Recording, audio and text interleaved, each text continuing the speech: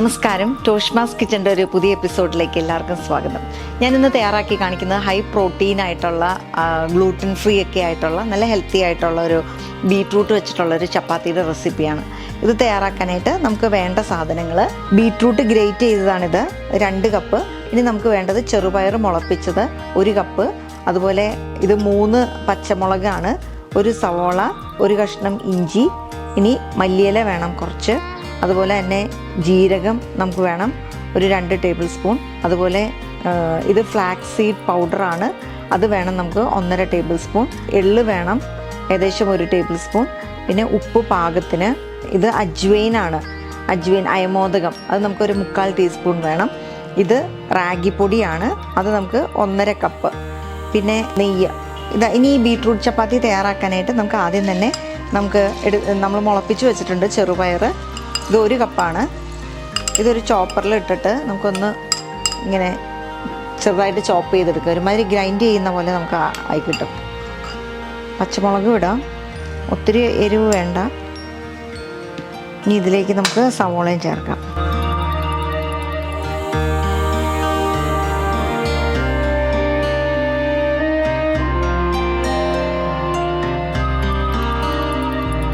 നമുക്കിതിലേക്ക് 1 കഷ്ണം ഇഞ്ചി ചേർക്കാം, അതുപോലെ കുറച്ച് ഉപ്പും ചേർക്കാം.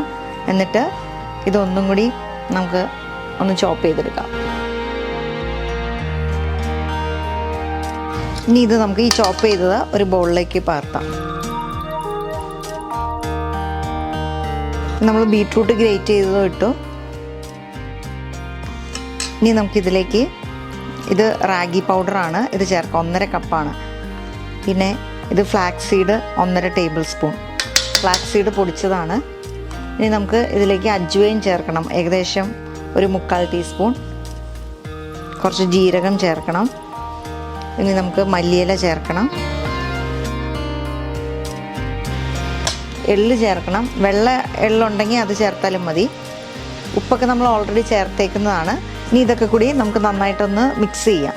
ഈ ബീട്രൂട്ടൊക്കെ നനവുള്ളതുകൊണ്ട് നമ്മൾ വെള്ളം നോക്കിയിട്ട് ആവശ്യമുണ്ടെങ്കിൽ മാത്രം ചേർത്താൽ മതി.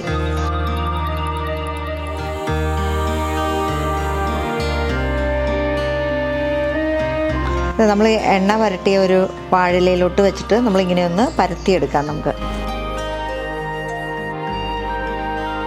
നമ്മൾ നന്നായിട്ട് ചൂടാക്കി വെച്ചേക്കുന്ന തവയാണ്. നമുക്കിനി ഇതിലേക്ക് ഇട്ട് കൊടുക്കാം. ഇത് നെയ്യാണ്, ഇത് കുറച്ചൊന്ന് നെയ്യ് ഒന്ന് തൂത്ത് കൊടുക്കാം നമുക്ക്.